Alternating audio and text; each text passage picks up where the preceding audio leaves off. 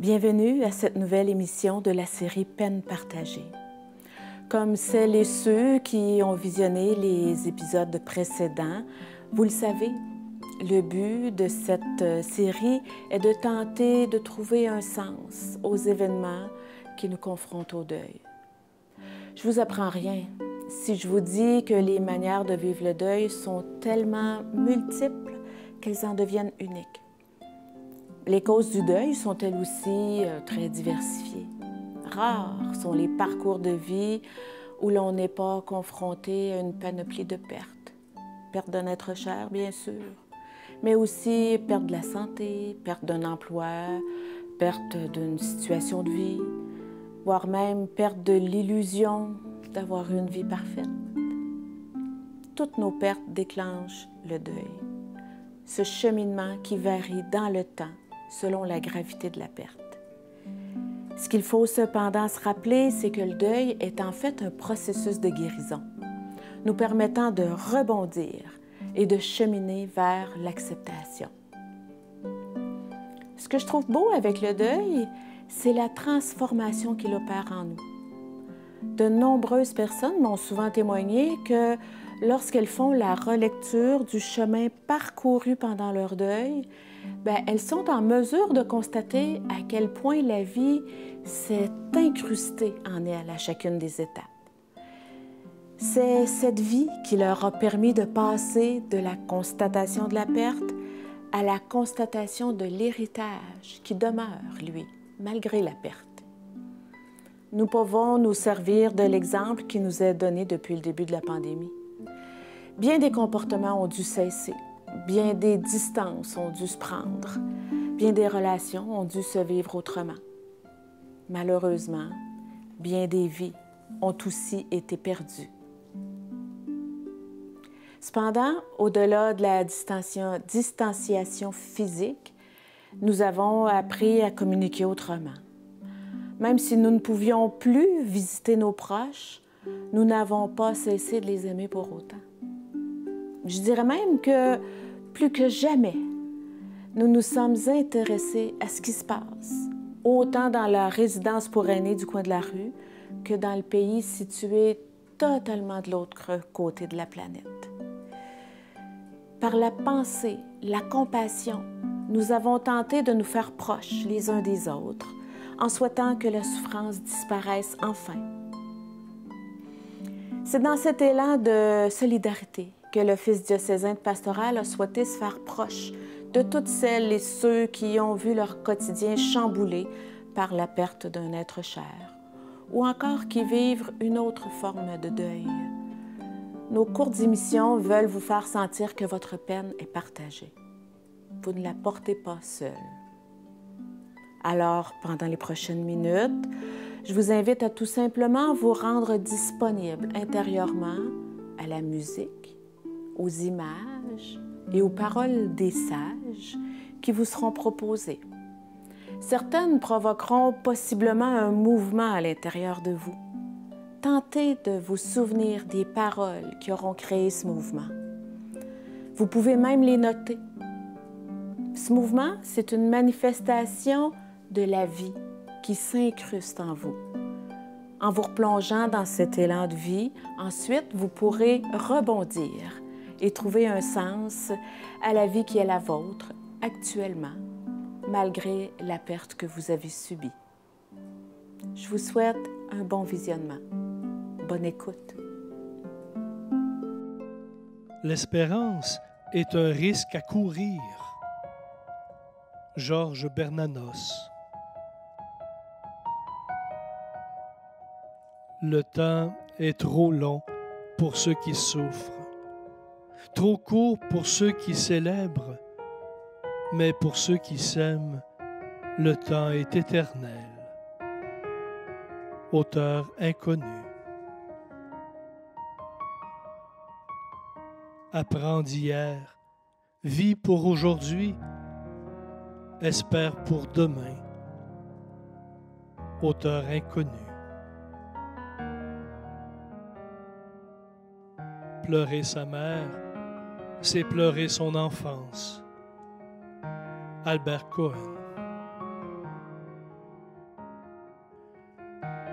quand tu me manques, je mets la main sur mon cœur et je ferme les yeux, car je sais que c'est le seul endroit où tu existes toujours. Auteur inconnu. La vie est un clin d'œil. Oda Cold.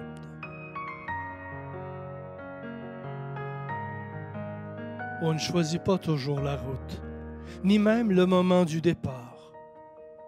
On n'efface pas toujours le doute, la vieille peur d'être en retard. Et la vie est si fragile.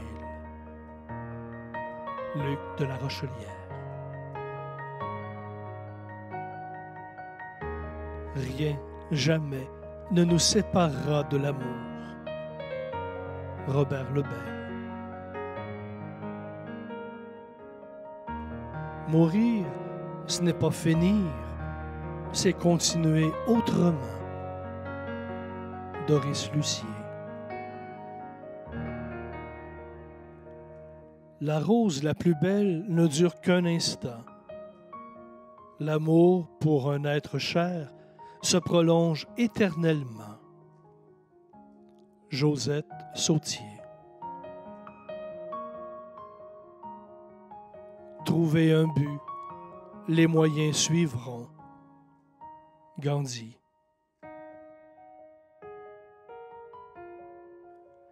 Nous pouvons faire tout ce que nous voulons si nous persévérons assez longtemps. Hélène Keller.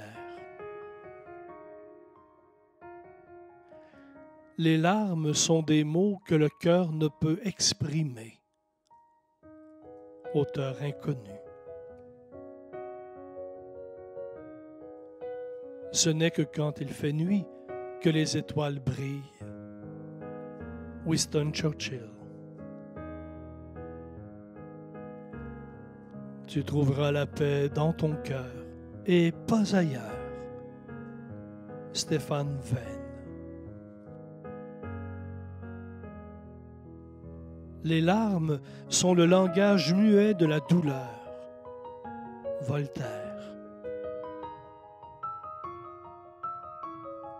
Tombe 7 fois, relève-toi 8. Proverbe japonais. L'amour prend patience. L'amour rend service. L'amour ne passera jamais. Première lettre aux Corinthiens, au chapitre 12. L'absence et la mort ne diffèrent pas beaucoup. On ne se quitte pas. On se perd de vue. On sait bien que n'importe où, on se retrouvera. George Sand. Ta vitesse importe peu tant que tu n'arrêtes pas. Confucius. La nuit n'est jamais complète. Il y a toujours, au bout du chagrin, une fenêtre ouverte, une fenêtre éclairée, une vie, la vie à se partager. Paul Éluard. Son absence est comme le ciel, réparti sur tout. C.S. Lewis. Il y a quelque chose de plus fort que la mort. C'est la présence des absents dans la mémoire des vivants. Jean d'Ormesson. Chaque nouvelle disparition transforme nos cœurs en dentelle, mais le temps passe et les douleurs vives deviennent pastels. Grand corps malade. Il n'y a pas de honte à préférer le bonheur. Albert Camus. Un être humain qui s'éteint, ce n'est pas un mortel qui finit, c'est un immortel qui commence. Doris Lucier.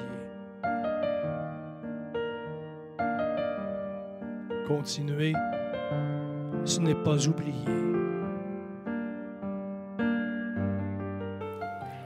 À la fin de ce temps de réflexion, je vous invite à relire votre expérience.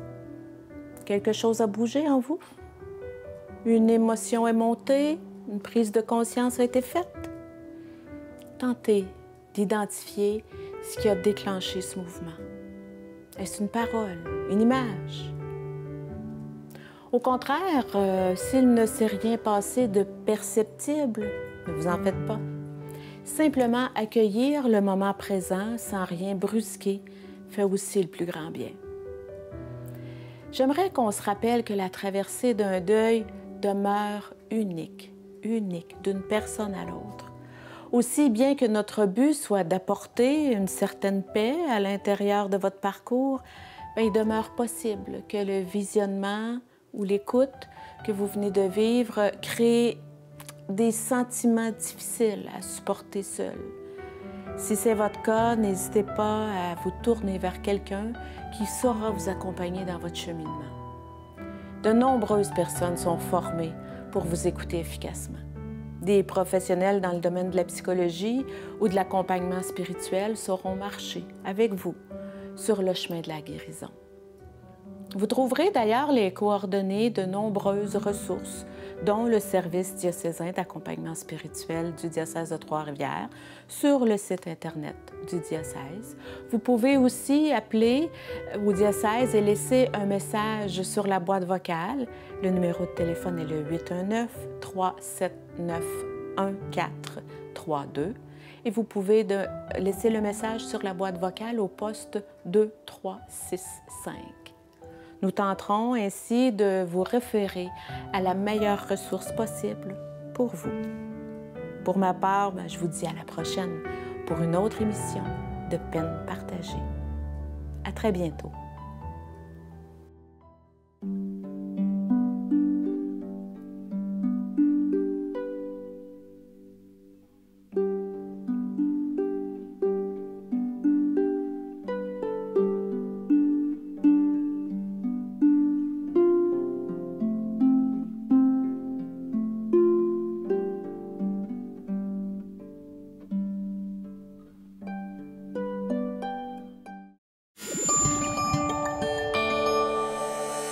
Nous TV, fiers de faire rayonner notre communauté.